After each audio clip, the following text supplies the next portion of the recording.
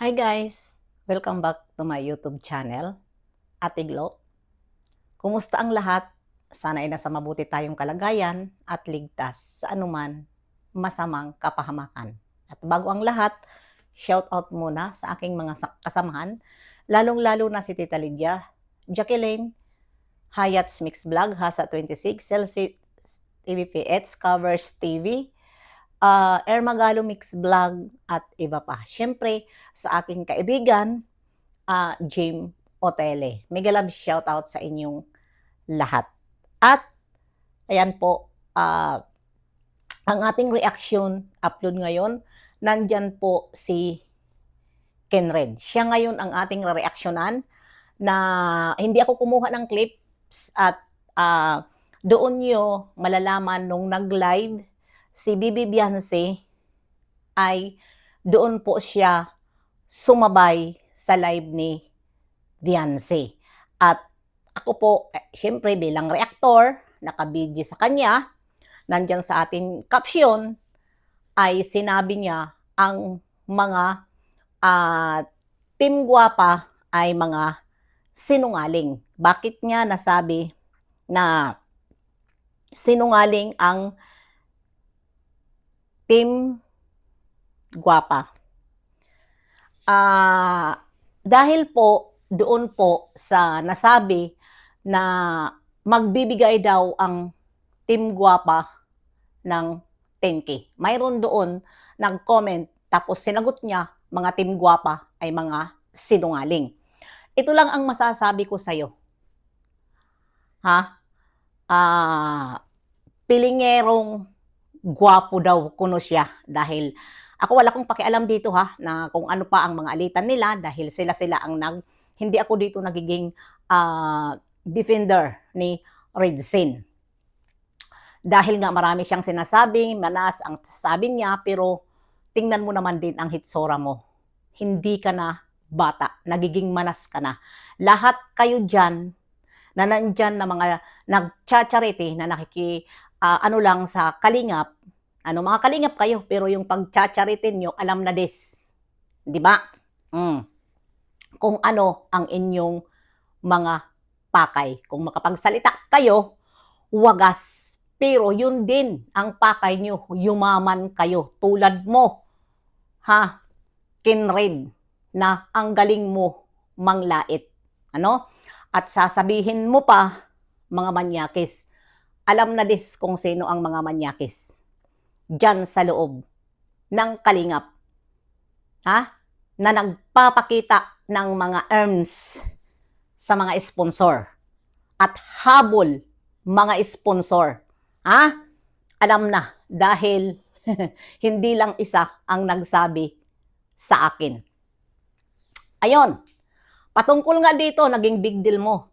Binabanatan mo dito si Sikmaya na mayroon na nga problema. Ipinapamigay mo sa Team Guapa. Ang Team Guapa po, wala po pangako. Kay Pure Health, natutulungan nila. Si Redzin lang po ang nagpunta doon sa hospital at kailangan ang pera ni Sikmaya. Nangungutang siya, pero ano ang sabi ni Redzin? Sige, pag-ambagan na lang namin yan. Huwag mo na bayaran. Na inuutang mo sa akin. Huwag mong sabihin, porket binitiawan ni Redzin ay Team Guapa na ang nangako. Dahil kung pangakuhan niyan ng Team Guapa, malaki ang pera ng Team Guapa. Pero yung pera na yan, hindi nila para sa iba, kundi para kay Beyonce. Dahil hindi naman nila sakop si Pure Health. At bakit mo ipamamimigay si Pure Health sa Team Guapa?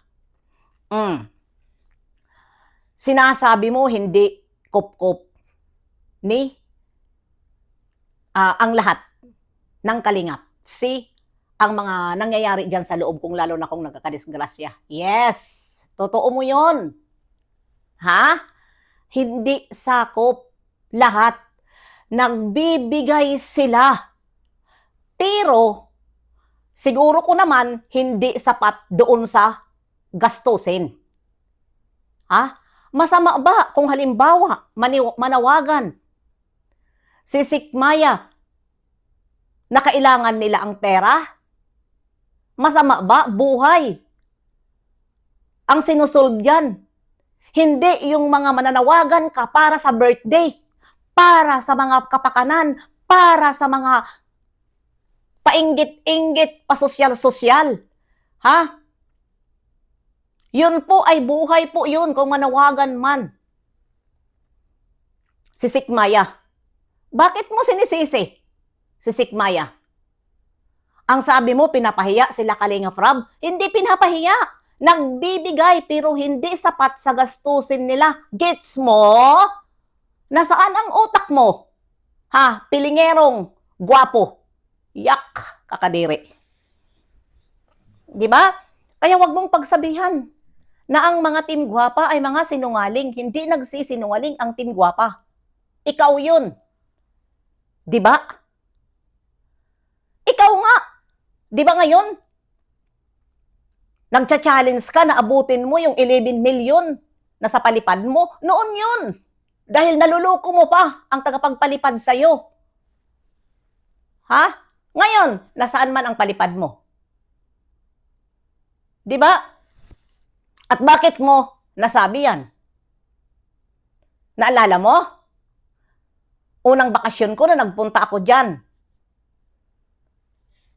Sa Dait, hindi ko naman alam na tinatago mo pala ang revenue mo kay Kuya Bal. Ha? Ngayon nasabi ko kay Kuya Bal, ang revenue mo dahil pinakita mo sa akin, 60K ang revenue mo. Pinagalitan mo ako doon mismo sa Dait. Tinawag mo ako, chismosa. Diba? Hindi ko naman alam na tinatago mo yun kay Kuya Bal na revenue mo. Diba? At nasabi ko kay Kuya Bal na yan ang revenue mo. Doon mismo ako nagsabi sa Dait. Bakit mo tinatago ang revenue mo? Ha? Kaya wag kang mayabang kung magsalita. Ha? Di ba ikaw nagtago ka rin? Umalis ka rin ng Dait? Sino ang hinabol mo doon? At iniwan mo rin ang Kalingap? Di ba di ka rin nagparamdam? Hinahanap ka minsan ni Kuya Bal sa live. Wala na si Conrad. Iniwan na tayo. Pero hindi ka nagbitiw ng masamang salita. Pero, yun na yun. Hindi ba pumapasok ka sa live ni Kapiso? Diba? Minsan, pinaparinggan mo si Rowel. Ngayon, pumapasok ka sa pambabalahura. Balahura ka na rin eh. Diba? Pumapasok ka dahil wala na nagsusupport dyan sa pagcha-charity mo. Dahil yung pagcha-charity mo, kapakanan mo lang ang pinapayaman sarili mong pangangailangan ang pagcha-charity. Hindi para sa charity talaga. Kaya wag ganun. Wag ganun na bastos ka mananalita dahil napakinabangan mo ang mga sponsor. Hindi ka magkakaganyan, hindi ka magkasasakyan, hindi ka makakabahay kung wala ang sponsor. Pero kung alipustahin mo sila, wagas. Di ba pinus mo silang gatintin? Dahil bastos ka? Wala kang sinasanto? Di ba?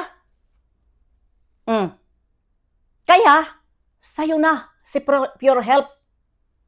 Total, 11 million naman pala ang kita mo. Bakit hindi mo bigyan kayong si Pure Health na bisitahin mo doon at hindi mo bigyan? Huwag mong ipamigay sa Team Gwapa dahil hindi nila responsibilidad si Pure Health. Binas mo si Sikmaya. Di ba? Masama ba? ang sa Sokmed na kailangan nila ang pera. Si Kalinga Prab nga kapag may birthday. Di ba minsan, sino dyan ang magbibigay lechon? Hindi yan may sakit, ha? Oh, yun pa kaya na may sakit? Magpapaganda lang ng room ni Beyonce, di ba? Itong mga sinasabi ni Kuya Bal, itong mga palipad para ito sa ni Beyonce, room ni Beyonce. Di ba pinapanawagan? Si Pure Health pa kaya? Hindi manawagan? At bakit big deal sa inyo? Yung ni Sikmaya. Hindi nila kukupkupin si Pure Health. Masama ba ang bumisita? Sa taong nangangailangan, dapat kailangan ang may sakit. Binibisita yan para sumaya ang tao. Porket ba binisita doon ni Doc Love, ni Rinsen, Team Guwapa na? Alalahanin nyo, ang pera ng Team Guwapa, wala kay Rinsen, wala kay Doc Love. May secretary sila, may treasurer sila. Ang pera na para kay Beyonce, nasa bangko nila. Wala silang pinagkakatiwalaan ni kahit sino pa. Kaya wag niyong ipamigay si Pure Health sa Team Guwapa. Dahil hindi nila yan responsibilidad.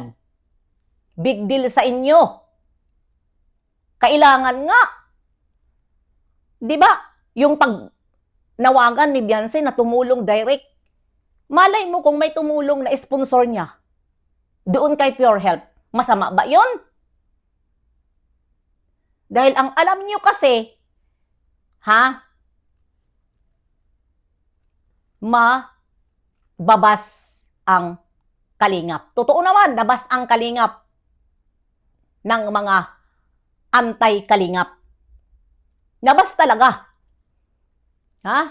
Pero hindi ibig sabihin na kaya nila lahat. Di ba sabi mo, hindi lahat ay kukupkupin ni Kalinga Prab. Totoo mo yun.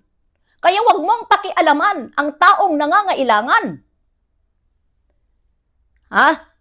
Wag niyong pakialaman, wag niyong bigyan ng kahulugan kung halimbawa man lumapit sila. Dahil buhay yan ng tao. Dahil hindi isang beses lang nabigyan nyo ng gamot, hindi agad yan mawawala na sakit niya. Antibiotic nga na antibiotic, 7 days bago mawala ang sakit. Yun pa kaya na mga binibigay lang na mga gamot mawawala agad, na acute na ang sakit? Sige nga, niluloko nyo yung mga sarili nyo, makakontent lang kayo. Ikaw, Kinred, nagsisip-sip ka ngayon? Di ba? Nagsisip-sip ka ngayon? Kung manalita ka, kunyari ka pa ngayon, binabanatan mo si Kapiso, pero nandoon ka naman nagko-comment noon kay Kapiso, habang binabanatan si Prinsipe, na sinasabi ni Kapiso, Prinsipe at Hari. Di ba nandoon ka? Ilang beses kita nakita doon? Mayroon pa nga ako sa'yo banat na bakit hindi mo reaksyonan at bakit nagpapakita ka pa doon.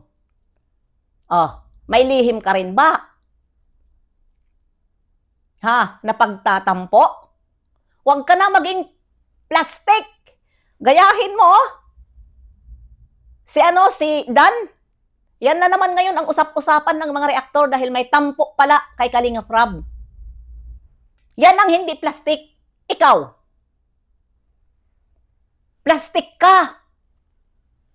Diba? Lumayas ka sa Kalingap. Bakit ka lumayas noon? Ano ang dahilan? Dahil may kaaway ka na charity vlogger dyan sa Dait. Dahil yun ang ugali ng mga charity vlogger dyan. Kapag may sponsor ka, na malaki, ilalaglag at ilalaglag ka at sisiraan ka sa sponsor tulad sa ginawa ni GP Alibio na nainggit kay Doc Love. Di ba? Dahil ang akala nila, paldo-paldo na. Sino ang nakabahay? Ha? Kaya huwag kayo magsabi na mga manyak kayo. Parehas kayo dyan, mga manyak. Ha? Accepted si Ram, pati si Kuya Bal. Kayo na mga charity vlogger. Alam na kung sino ang nagpapakita ng titi sa sponsor para lang paliparan. Huwag niyong ipamagmalaki yung mga titi nyo dyan, ha, sa mga sponsor. Dahil ang liliit, nakakahiya. Di ba? Na-screenshot pa nga kayo. Nakakatawa. Huwag niyong ipakita dyan, ha? Kasi ang mga sponsor ngayon, nag-i-screenshot na. Babo! Mga manyakis dyan, kaway-kaway.